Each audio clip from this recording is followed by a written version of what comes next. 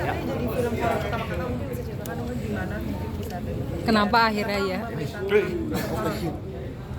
Sebenarnya memang dari dulu kalau misalnya untuk nonton film horor itu kayaknya pilihan kesekian ya. Walaupun sebagai aktor nggak boleh milih-milih genre film yang harus ditonton gitu misalnya. Tapi kayak horor pasti akan jadi kayak ya udah deh ntar aja deh gitu. Lebih milih yang lain gitu. Jadi kalau misalnya untuk bermain di film horor memang dari dulu memang sudah ada beberapa yang ngajakin dari dulu, tapi selalu kayak yang nggak cocok aja, mungkin nggak bisa dan segala macam, dan dari sayanya juga kayak belum siap. Cuman pada saat Mas Sugros menawarkan skrip Ratu Sihir ini, pas baca terus karakter saya juga memerankan si Ibana ini, saya tertarik dan biasanya saya harus jatuh cinta dulu sama karakter yang akan saya perankan gitu, dan saya excited untuk mengeksplor karakter di film Ratu Sihir ini gitu. Jadi kayak ya udah deh, oke, let's do it gitu. Kamu masih ke adaptasinya? Karena biasa romance, biasa Ya itu dia. sekarang horor. Untuk persiapannya paling selain fisik pasti mental sih.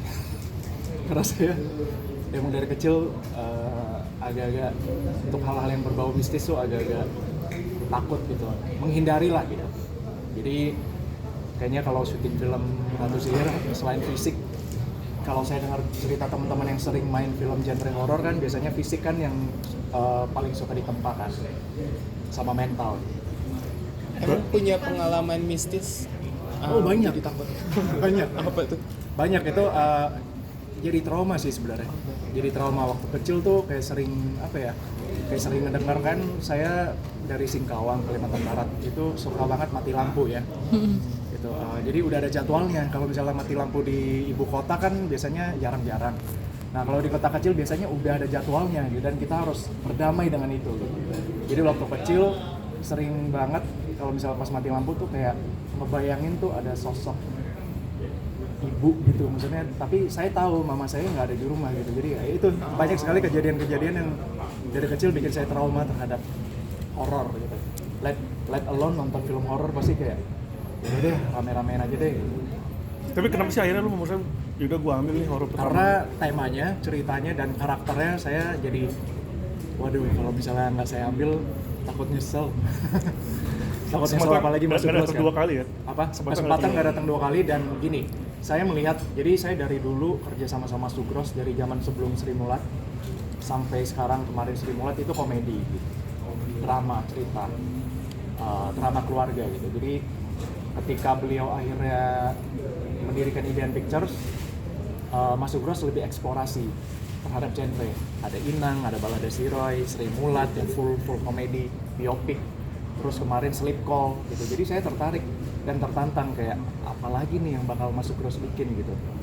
Ketika mendapat kesempatan itu, satu kehormatan buat saya untuk ikut bekerja sama lagi dengan Idean Pictures, dengan Mas Sugros.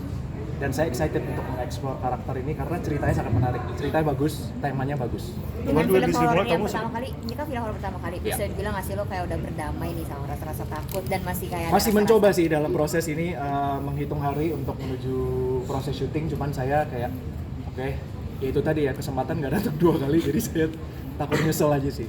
Di semua kamu kan bikin naik badan apa naik badan Iya, 10 kilo. Di sini ada nggak sih mungkin? Di sini treatment khususnya sih paling, aduh nggak bisa bocorin lagi.